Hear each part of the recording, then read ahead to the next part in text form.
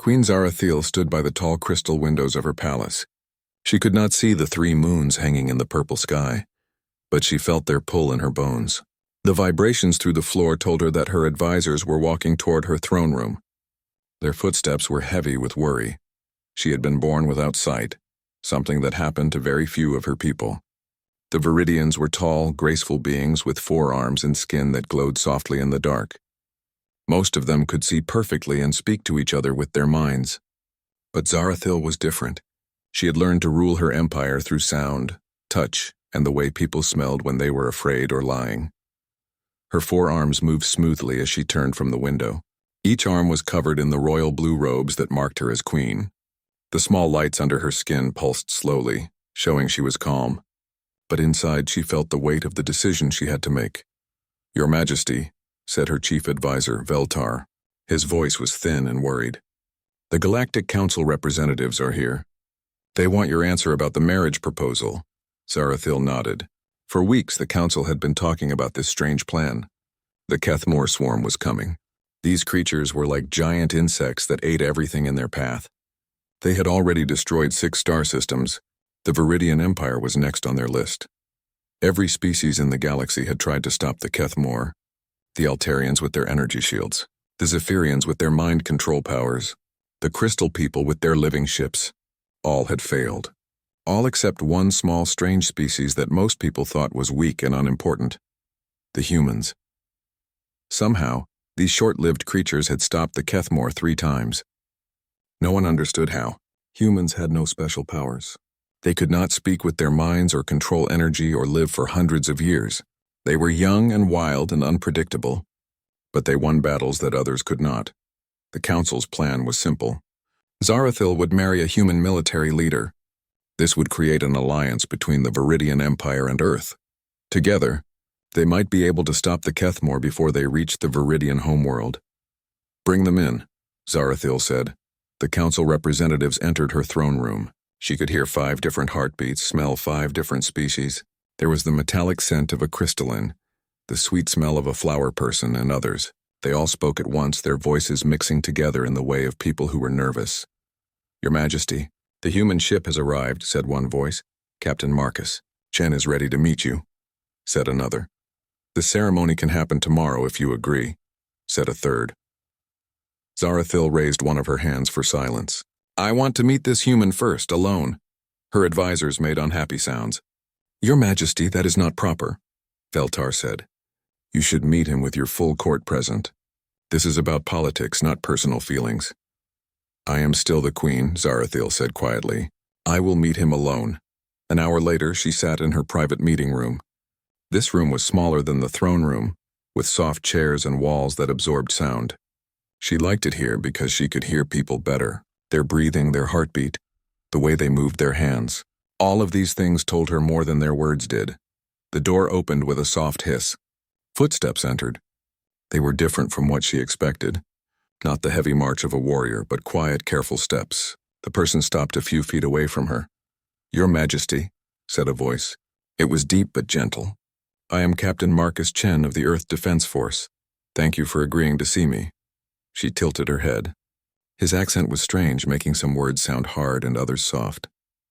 But there was something else. He was speaking directly to her, not to the space next to her where her advisors usually stood. "Sit," she said, pointing to a chair across from her. He moved to the chair without making much noise. She heard the soft sound of cloth as he sat down. He smelled like metal and something clean, like rain. "You know why you are here," she said. It was not a question. "Yes, the Council wants us to marry to create an alliance against the Kethmore." His voice was calm. "But I wanted to meet you first to see if you are comfortable with this idea." Zarathil was surprised. Most people talked about her to her advisors as if she could not speak for herself. "You care what I think?" "Of course. This affects your life as much as mine." There was a pause. "May I ask you something?" She nodded. "The Council told me you are blind, but they said it like it was something to be sorry about. Is that how you see it?" "I do not see it at all," she said, then smiled at her own joke. "I was born this way. I have ruled my empire for 20 years without sight. My people prosper. My enemies fear me. Why should I be sorry?" "Exactly. She could hear the smile in his voice. On Earth, we say that people are not disabled. The world around them is just not built right. This was a strange idea. No one had ever said anything like this to her before. What do you mean? Well, you rule an empire. You make decisions that affect billions of people. You do this without seeing. That tells me you have developed other skills that might be even better than sight. Zarathil felt something odd in her chest. Interest, maybe. The council must have told you that humans stopped the Kethmore 3 times. How? Marcus was quiet for a moment. We think differently. Most species in the galaxy are used to working together through mind links or hive minds. When the Kethmore jam those connections, everyone gets confused. But humans are used to working alone. Each soldier can make decisions without asking for help. Like being blind in a world made for sight, she said slowly. Yes. We adapt because we have to. They talked for another hour. Marcus told her about Earth, about human cities and human wars. He asked her about Viridian culture, about her empire, about how she made decisions without seeing. He did not ask her advisors. He did not treat her like she was broken. When he left, Zarathil sat alone in her chair for a long time. Tomorrow she would marry this human. It was supposed to be a political arrangement, nothing more. But something had changed in that conversation. For the first time in her life, someone had talked to her like her blindness was not a weakness to be worked around. Maybe this marriage would be different than she thought. The next morning, the wedding ceremony began. Representatives from dozens of worlds watched as Queen Zarathil of the Viridian Empire married Captain Marcus Chen of Earth. Their hands joined, together while cameras broadcast the moment across the galaxy. But Zarathil was thinking about the night to come. Marcus had promised to show her something he called human ways of seeing. She did not know what that meant, but for the first time in years, she was curious about something beyond running her empire. The marriage was supposed to save both their worlds, but as she stood next to this quiet human, Zarathil wondered if it might change her world in ways she had never imagined.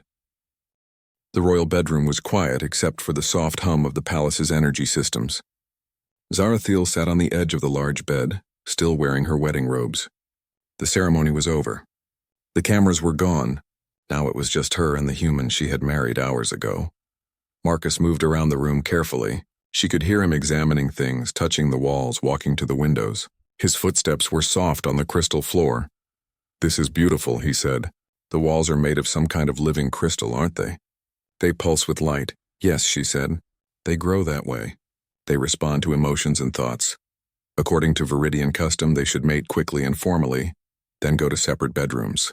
Political marriages were about creating alliances, not about personal connections. But Marcus did not seem to know about Viridian customs, or maybe he was choosing to ignore them. Are you comfortable, he asked. Do you need anything, water? Different clothes? She turned her head toward his voice. You ask many questions. Sorry, it's a human habit. We like to make sure people are okay before we do anything important. And mating is important. Intimacy is important. Whether we mate or not should be your choice. This was very different from what she had expected. You do not demand your rights as a husband? I don't have rights to your body. Marriage gives me the right to call you my wife and to help protect your empire. That's all. Zarathil felt confused. She had been prepared for a human who would be rough and demanding. Instead, she got one who asked permission for everything. Would you like me to describe what I see? Marcus asked. I noticed during our conversation yesterday that you seemed interested when I talked about visual things. Yes. Marcus sat down in a chair near the bed. The room is large, about 30 feet across. The walls are pale blue crystal that pulses with soft light. Right now they're pulsing slowly, which I think means you're calm.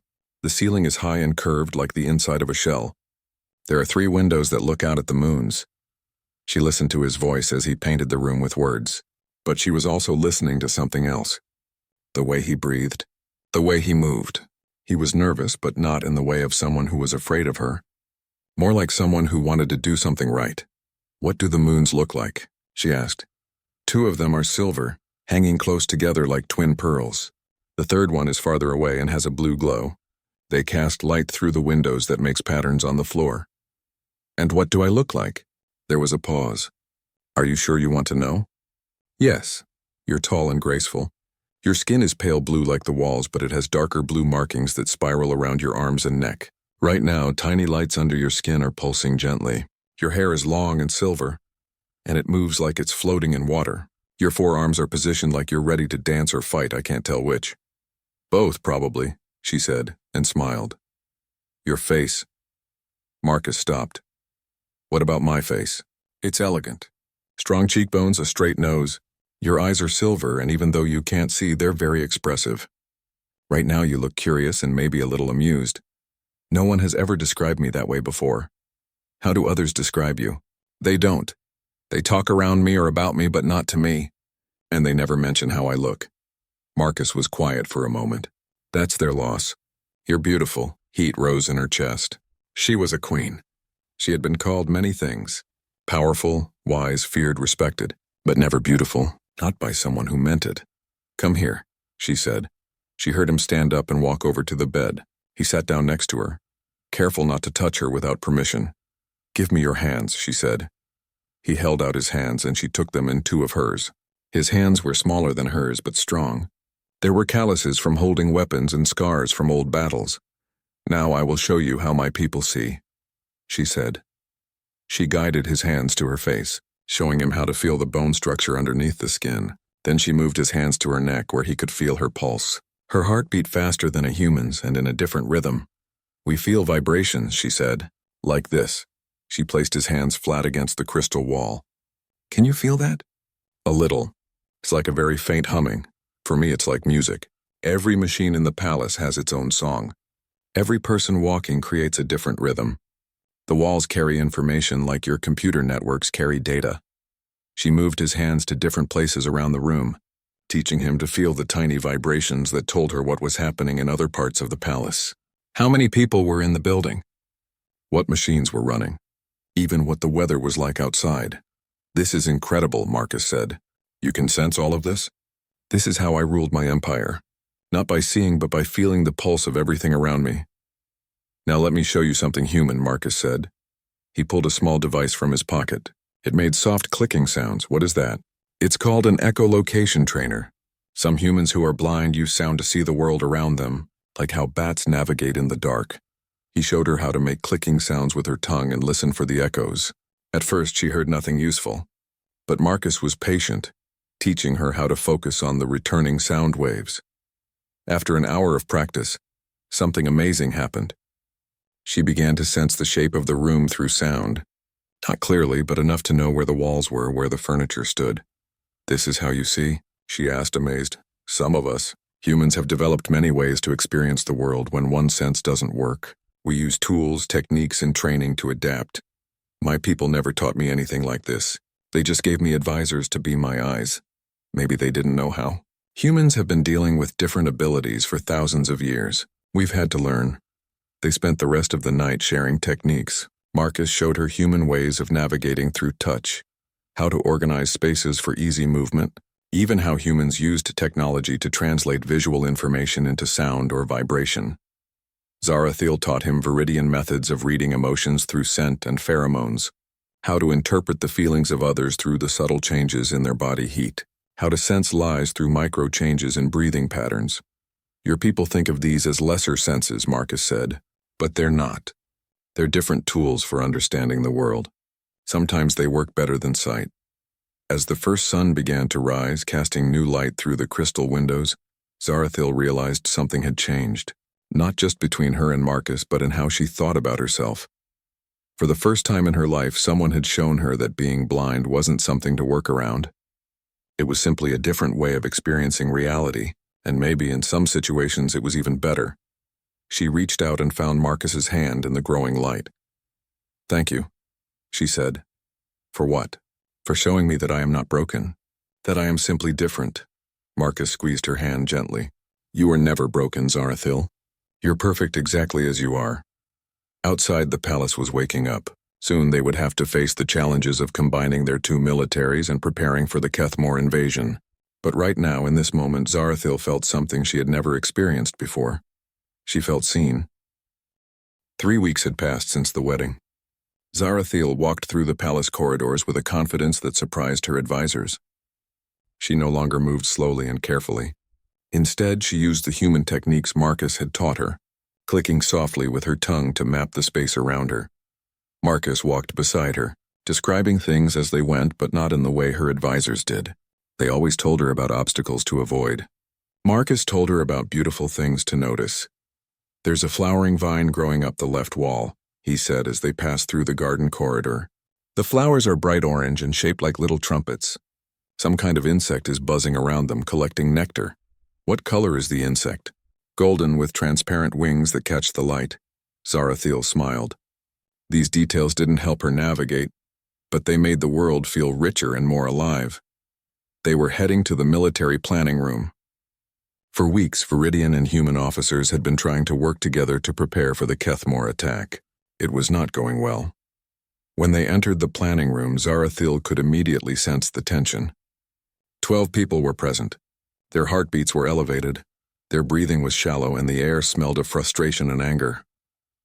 "Your Majesty," said General Kethran, her top military commander. His voice was stiff with disapproval. "The humans continue to reject our battle plans. Because your battle plans won't work against the Kethmore," said Colonel Sarah Martinez, the human military advisor. Her voice was equally frustrated. Zarathiel moved to the head of the planning table. The surface was covered with holographic displays that she couldn't see. But Marcus had shown her how to feel the electromagnetic patterns they created. "Explain the problem," she said. General Kethran spoke first. "We have a perfectly good strategy. Our fleet will form a defensive sphere around the planet. Each ship will be linked telepathically to our command center. When the Kethmore arrive, we will respond as one unified force. And this is exactly how every other species has lost to the Kethmore," Colonel Martinez said. "They jam your telepathic communications. Once that happens, your ships can't coordinate. They become isolated and confused. Our telepathic links are stronger than other species," Admiral Velthor protested. "We have been using them for thousands of years." "The Altarians said the same thing," Marcus said quietly. "So did the Zephyrians. The Kethmore have had time to study every telepathic species in the galaxy. They know how to break these connections." Zarathiel listened to the back-and-forth argument for several minutes. Her officers were angry that outsiders were questioning their methods. The humans were frustrated that no one would listen to their warnings. "Show me the human battle plan," she said. The holographic display changed. Marcus placed her hands on the control panel so she could feel the electromagnetic patterns that represented ship positions. Instead of one big formation, "We split the fleet into small groups," Colonel Martinez explained. "Each group operates independently. No telepathic links. Each ship captain makes their own decisions based on what they see in front of them." "This is chaos," General Kethran said. "How can we coordinate without communication?" "You train each unit to understand the overall mission, then trust them to achieve it," Marcus said. "It's called distributed command. Every human ship captain knows how to fight alone if necessary." Zarathiel moved her hands across the control panel, feeling the different formations. The human plan felt scattered and disorganized compared to the elegant symmetry of Viridian military doctrine. "This seems very risky," she said. "It is," Marcus admitted. "Human tactics are always risky, but they work because the enemy can't predict what we'll do. Sometimes we can't predict what we'll do. That's not tactics, that's just chaos," Admiral Velthor said. "Sometimes chaos is better than order," Marcus replied, "especially when the enemy is designed to destroy order." After the meeting ended, Zarathiel asked Marcus to walk with her to the palace's sensor array. This was a large chamber filled with equipment that monitored space around their planet.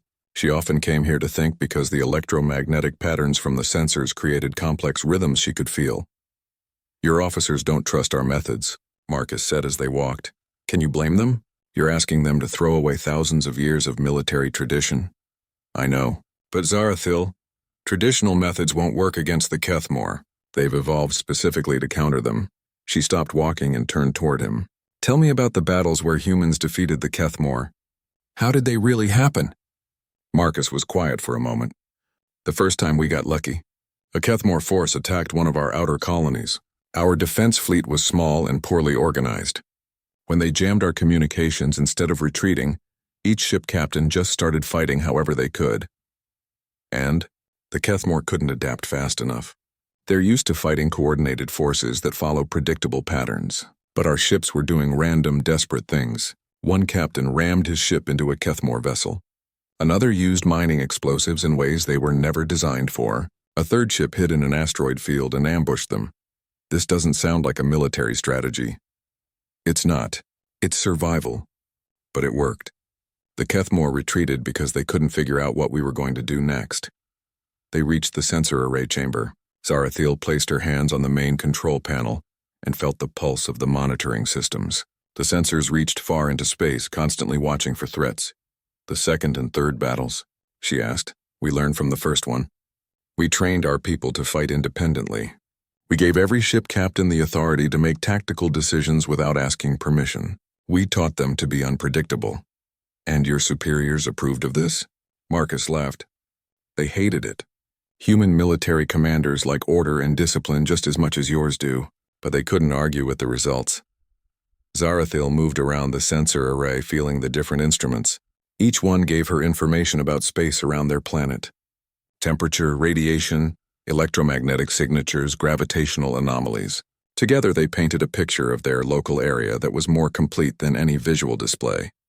Marcus, she said slowly, what if I told you that I could coordinate a battle without telepathic links? What do you mean? She gestured to the sensor array. I can feel the electromagnetic patterns from every ship engine, every weapon system, every communication device. If I were connected to sensors throughout the fleet, I could track every ship's position and status through these patterns. That's incredible. But how would you communicate with them? The same way I navigate this palace. Through vibrations, electromagnetic pulses, pattern recognition. I could send commands through the ship's own systems without using telepathic links. Marcus was quiet for a long time. You're talking about commanding a space battle through senses that no other species uses. Yes, the Kethmore jam telepathic communications because that's how every other species coordinates their forces, but they've never encountered a commander who doesn't need telepathy. Could it work? Zarathiel smiled. There's only one way to find out. But first we need to convince my generals to try something that has never been done before. How do we do that? By showing them that sometimes the best way to see clearly is to close your eyes. That night, as they lay in bed together, Marcus traced the glowing patterns on her skin while she felt the steady rhythm of his heartbeat. Are you afraid? She asked. Of the battle? Yes. Of failure? Yes. Of losing you? Definitely. I'm not afraid of dying, she said. I'm afraid of dying without ever knowing what I was truly capable of. Then we'll make sure that doesn't happen. She turned toward him in the darkness. Promise me something. Anything. If this works, if we defeat the Kethmore with these new tactics, promise me you'll help me create something new. A way of fighting that combines human independence with Viridian technology, a military force that doesn't depend on any single way of seeing the world. I promise, Marcus said, and kissed her forehead. Outside their window, the sensor arrays continued their endless watch, scanning the darkness for signs of the approaching enemy. Soon they would put their theory to the ultimate test. The alarm screamed through the palace at dawn. Zarathiel woke instantly, feeling the vibrations of running feet throughout the building. The emergency patterns in the walls pulsed red, something she felt as heat against her skin. Marcus was already up, pulling on his uniform. They're here, he said grimly. How many? She asked, reaching for her command robes. The sensors are picking up at least 300 Kethmore ships, maybe more. Zarathiel's 4 hands moved quickly, fastening the ceremonial armor that marked her as the Empire's supreme commander. The metal was cold against her skin, but she felt the power sources built into it humming to life. They rushed to the command center, a massive room at the heart of the palace. When they arrived, chaos greeted them. Officers shouted reports, holographic displays flickered with incoming data, and the air buzzed with dozens of telepathic conversations happening at once. Your Majesty, General Kethran's voice cut through the noise. The Kethmore fleet has dropped out of hyperspace at the edge of our system. They'll reach us in 6 hours. Our fleet status? She asked. All ships are in position. The defensive sphere is formed. We're ready to implement standard battle protocol. Zarathiel felt the tension in the room. Her officers expected her to give the traditional commands, to activate the telepathic battle network that had protected their empire for thousands of years. Instead, she walked to the main sensor console. The surface was covered with displays showing ship positions, energy readings, and tactical information. But underneath the visual displays, she could feel the electromagnetic patterns that told the real story.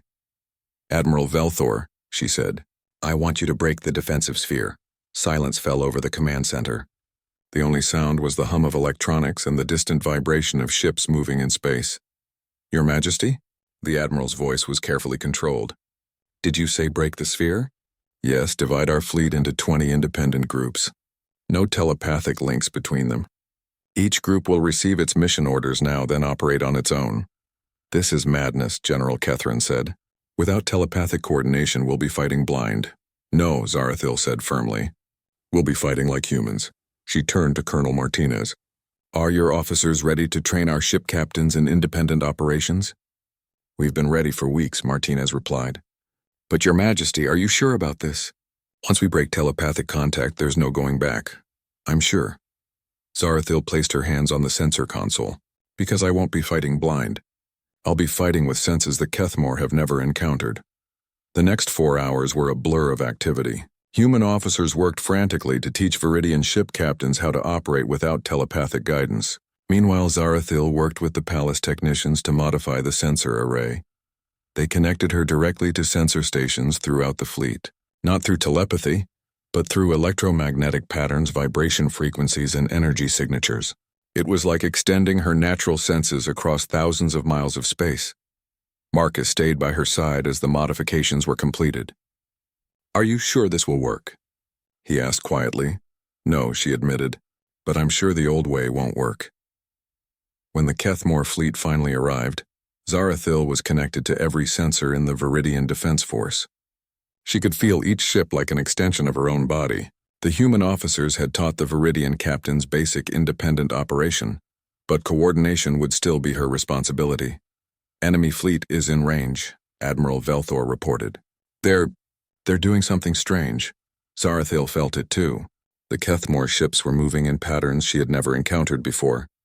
Instead of the coordinated swarm attacks they usually used, they seemed to be testing the Viridian formations.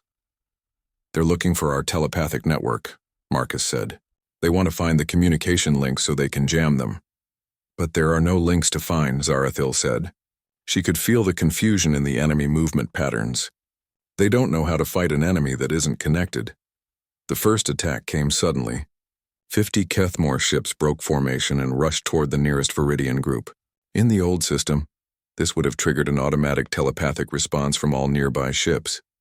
Instead, only the attacked group responded. But they responded exactly as the human officers had taught them. Instead of following standard defensive patterns, each ship captain made independent decisions.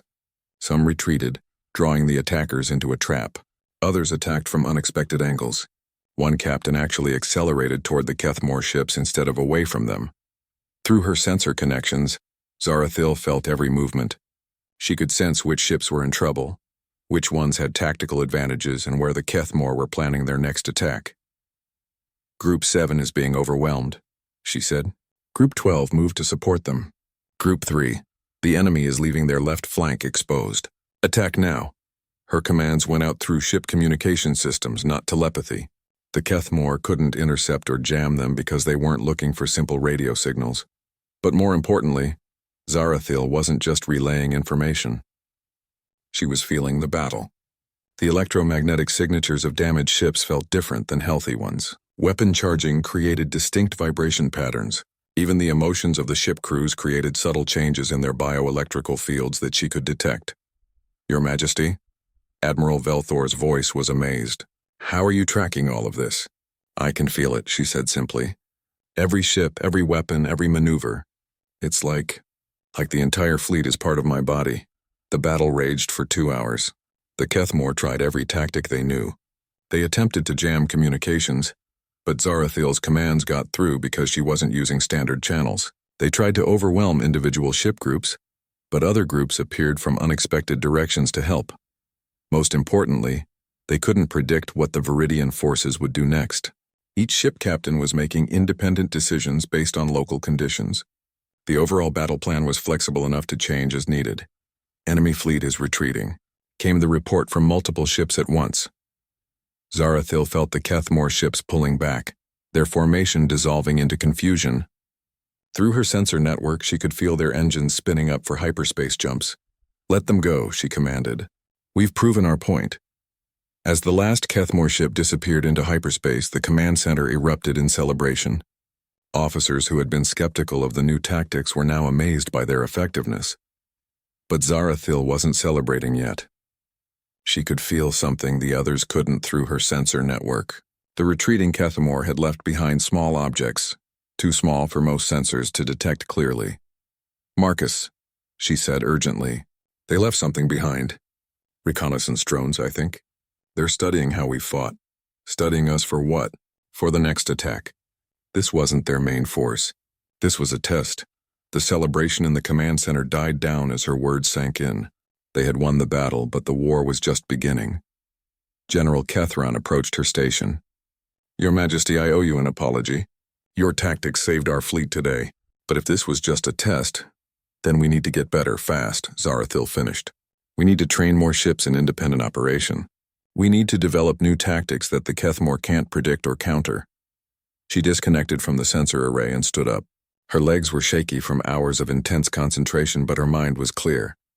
"Admiral, how many ships did we lose?" 12 destroyed, 36 damaged. The lowest casualties we've ever suffered against the Kethmore. And they lost? Over 80 ships destroyed, many more damaged. Zarathil nodded. It was a victory, but she knew it was only the beginning. The Kethmore would return with new tactics designed to counter what they had learned today. But something had changed in her command center.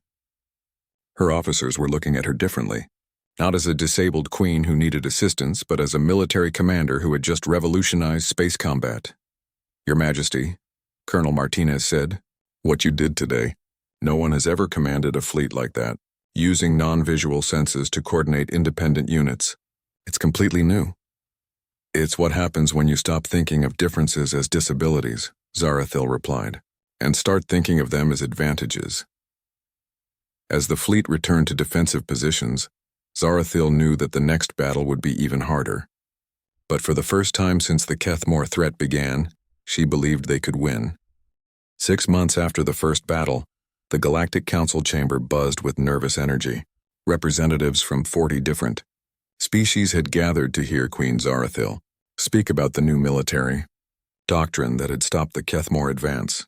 Zarathil stood at the center of the great circular chamber without her traditional entourage of advisors. Instead, she wore a device Marcus had designed for her, a sensor array that connected her to the chamber's acoustic systems, allowing her to navigate independently. "Honored representatives," she began, her voice carrying clearly through the chamber. "6 months ago, my empire faced destruction by the Kethmore swarm. Today, I stand before you to report that not only have we stopped their advance, but we have begun to push them back." Murmurs rippled through the assembly. The crystalline delegate's translator made clicking sounds of amazement. The Flower People's representative released sweet-smelling pheromones of surprise. "This success did not come from superior weapons or larger fleets," Zarathil continued. "It came from changing how we think about warfare itself." She gestured, and holographic displays appeared around the chamber, showing battle footage from recent engagements.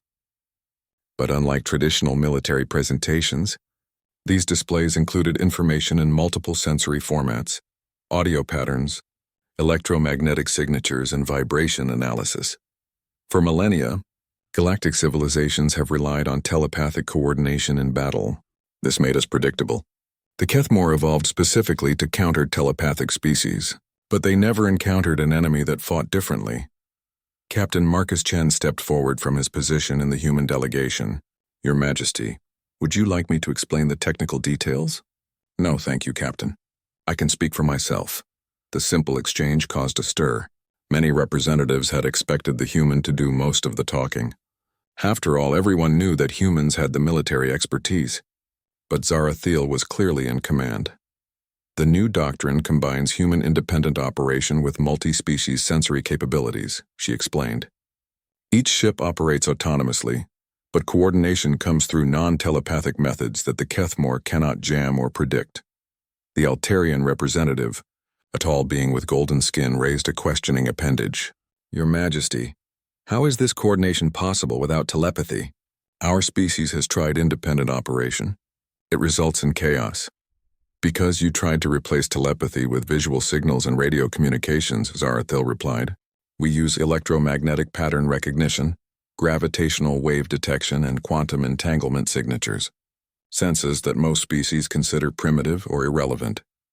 She moved to the center of the chamber, where a complex sensor array had been installed. As she placed her hands on the controls, the holographic displays changed, showing real-time data from the defense fleets positioned throughout the galaxy. Right now, I can sense the status of every ship in our combined fleet, not through telepathy, but through the natural electromagnetic signatures that all technology creates. Each ship's engines, weapons, and life support systems create unique patterns that I can interpret. The chamber fell silent as representatives watched her manipulate controls she couldn't see, coordinating activities across multiple star systems through senses they barely understood. This is impossible, whispered the Zephyrian delegate. No single being can process that much information. You're right, Zarathil said, hearing the whisper through her enhanced audio sensors. No single being using traditional methods could do this. But when you've spent your entire life developing alternative senses, the impossible becomes possible. Marcus stepped forward again. If I may, Your Majesty, I think the Council would benefit from understanding how this applies to their own species. She nodded, and Marcus activated another set of displays. Every species here has members with different abilities. Blind individuals, deaf individuals, those with cognitive differences. Traditional military doctrine treats these differences as limitations. But what if they're actually advantages? Advantages? The crystalline delegate's translation device buzzed with confusion.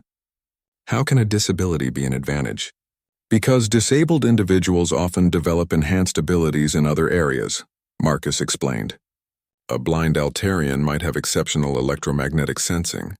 A deaf Zephyrian might be immune to sonic weapons. A crystalline with cognitive differences might process battle data in ways others cannot. Zarathil took over the explanation. We are proposing a new kind of military force. Multi-species units where different sensory capabilities complement each other. Commanders who use non-traditional senses to coordinate operations. Tactics based on unpredictability rather than rigid coordination. And this has been tested? Asked the Flower People representative. Extensively. Zarathil activated a new display showing battle statistics. In 12 engagements over the past 6 months, mixed species units using the new doctrine have achieved victory rates of 92% against Keithmore forces. Traditional forces in the same period achieved victory rates of 31%. The numbers spoke for themselves. But Zarathil could sense that many representatives were still skeptical. Their electromagnetic signatures showed elevated stress and uncertainty. I understand your doubts, she said. You're being asked to throw away military traditions that are thousands of years old. You're being asked to trust tactics developed by species you consider primitive or disabled. But consider this. The Kethmore have studied every traditional tactic in the galaxy. They know how telepathic species fight. They know how hive minds coordinate. They know how energy beings organize their forces. She paused, letting her words sink in. But they have never encountered a military force led by a blind queen using senses they don't understand, coordinated by soldiers who think independently, and supported by technologies designed for beings with different abilities. The chamber was completely quiet now. Even the translation devices had stopped their constant humming. I am not asking you to abandon your militaries, Zarathil continued. I am asking you to enhance them. Find the individuals in your societies that others overlook. Train them in these new methods. Give them the tools and authority to think differently about warfare. The Altarian representative spoke first. Your Majesty, if we agreed to this proposal, how would the training be organized? We have established the Adaptive Defense Institute on a neutral world, Marcus said. Mixed species training facilities where officers learn to operate without traditional coordination methods. The curriculum includes human independence training, viridian sensory enhancement, and tactical innovation protocols. Who would lead this institute? Asked the Zephyrian delegate. I will, Zarathil said simply, along with Captain Chen and other officers who have proven the effectiveness of these methods. Over the next several hours, the representatives asked detailed questions about training protocols, command structures, and resource allocation. Gradually, Zarathiel sensed the mood in the chamber shifting from skepticism to cautious interest. When the vote was finally called, 37 species voted to join the Adaptive Defense Corps. Only 3 voted against, and they were species that had never been directly threatened by the Kethmore. As the session ended and representatives began to leave, many approached Zarathiel personally. They wanted to understand how she had developed her abilities, how she commanded without seeing, how she had revolutionized military thinking. But the conversation that mattered most came from an unexpected source. A young crystalline approached her, moving hesitantly. "Your Majesty," the being said through its translator, "I am Zethara. I have been deaf since birth. My family sent me to these proceedings because they thought it would be educational, but they never expected me to participate in military service." "And now?" Zarathiel asked. "Now I wonder if my deafness might be useful. I cannot hear sonic weapons. I am not confused by audio chaos during battle. I process visual information differently than my hearing relatives." "Those sound like tactical advantages to me," Zarathiel said. "Would you be interested in attending the Institute?" "Yes, Your Majesty. Very much." As Zarathiel and Marcus returned to their quarters that evening, they stood together on the balcony overlooking the council complex. Marcus described the lights of the city below, the way different species had illuminated their embassy buildings in colors that reflected their home worlds. "We did it," Marcus said softly. "We actually convinced them to try something completely new." "This is just the beginning," Zarathiel replied. "Building the alliance was the easy part. Making it work will be much harder. Do you think it will work?" She was quiet for a moment, feeling the electromagnetic patterns of the city around them, sensing the vibrations of thousands of different species going about their lives. "A year ago, I was a queen who ruled through advisors and accommodations," she said finally. "I thought my blindness was something to work around. Then I met a human who showed me that being different isn't a weakness. It's a strength that others just haven't learned to recognize yet. And now? Now I'm building an army of people who think differently, fight differently, and see the universe differently. Not despite their differences, but because of them." Marcus took her hand as they stood together in the alien night.